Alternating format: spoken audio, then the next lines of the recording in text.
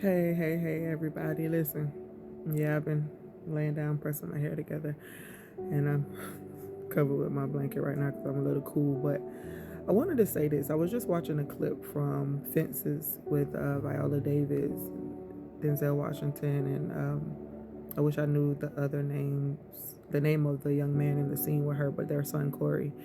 And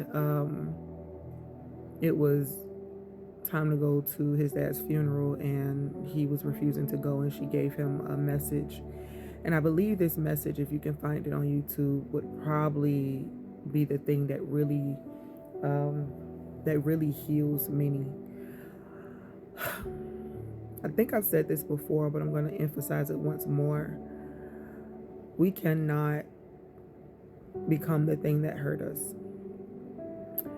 because most of the time that's what happened to the thing that hurt you or the person that hurt you. They in some way felt hurt, adapted to that hurt, and became, you know, what many of us are trying to become today. We say that we're healing and we're doing the inner work and we're becoming strong in who we are and forget about everybody else. It's me and I got to do me. And we're tainting the message of the kingdom. The kingdom is within us. And so, yeah, everything is inward first, introspection first, where we go in.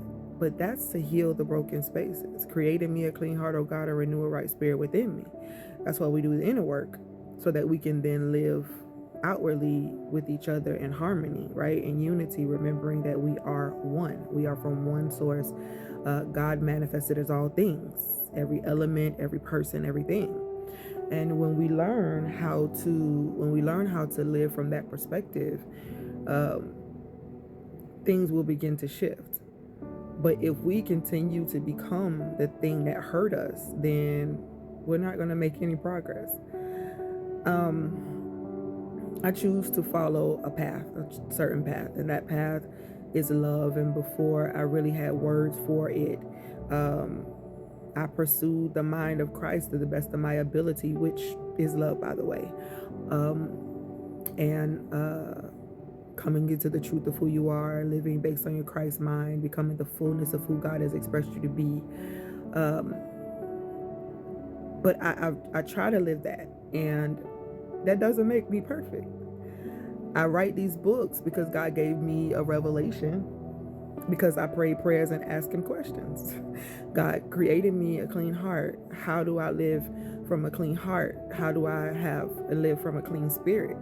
And so he gave me answers through research, through insight, through dreams, through interactions with other people.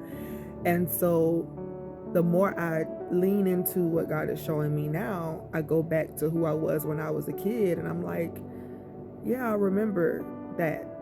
I remember that. I remember being that person, and I remember being okay with being that person until I got tired of being bullied, right? And um, not having any expectations of how people should treat me, because I just wanted to be friends. And that wasn't me trying to just be a people pleaser. That's literally who I am. I love people. I love being connected to people and learning about people, even if we are not similar. But me wanting to be friendly was met with a lot of resistance because people didn't trust. And when I was young, I used to feel bad for people who were mean and, who wanted to fight and be mean to me and stuff, because I could feel it even at that age, that something had to make you feel that way. Something has to make you want to bully somebody or be mean.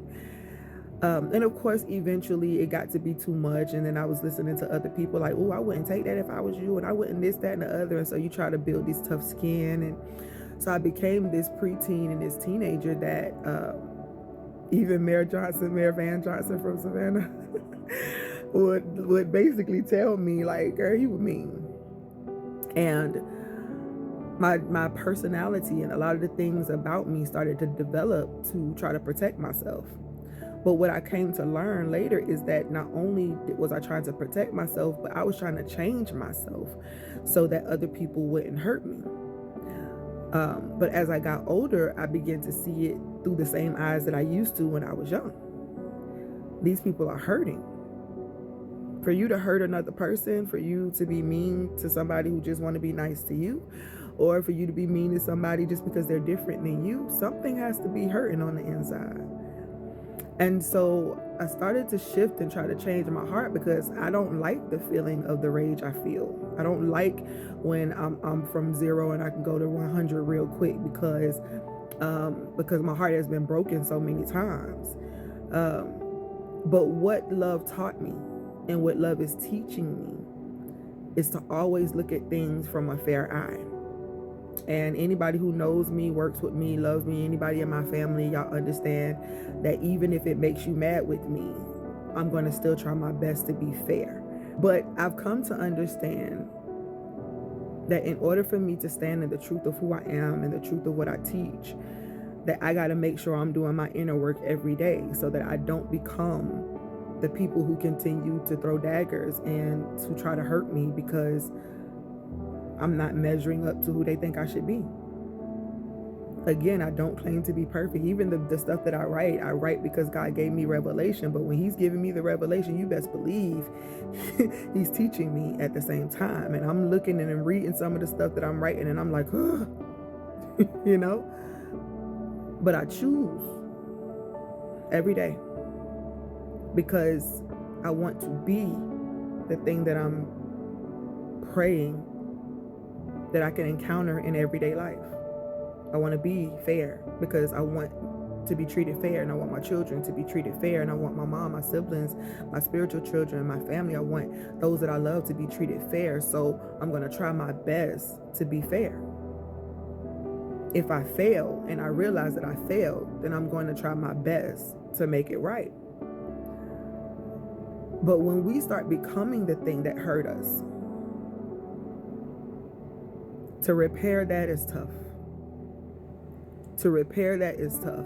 And so even in your pain, even in your feelings of discouragement, and I can't believe they treated me like this and treated me like that. Number one, you could probably go back to a few people and ask them how they felt about how you treated them. And they're going to probably have the same feedback. Everybody's seeing their own selves, looking at themselves as the victim every time. And the truth is, we've all been victims, but we've also all been villains of some sort. When we stop becoming what hurt us, then we can repair the breaches. When we can stop pointing the fingers and blaming everybody else for everything that's wrong in our world, then we can start to heal the land.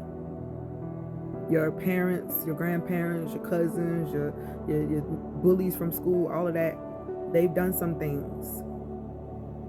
If you become the thing that hurt you, then you'll become the thing that hurt somebody else. Somebody has to stop it. Will you be one of them? You may not always be understood, but when you're not understood, or when you feel like you're not, being heard, sometimes it's not just because people don't want to hear you. Sometimes it's because your track record says, I can't trust you. But if you want to be trustworthy, then continue and be consistent in being trustworthy. You can continue to go through the circles and the cycles if you want. I had to stop my cycles, and I'm still working on that every single day, especially me wanting to stop and repair every piece that's broken so that I can have unity, that I can be around unity.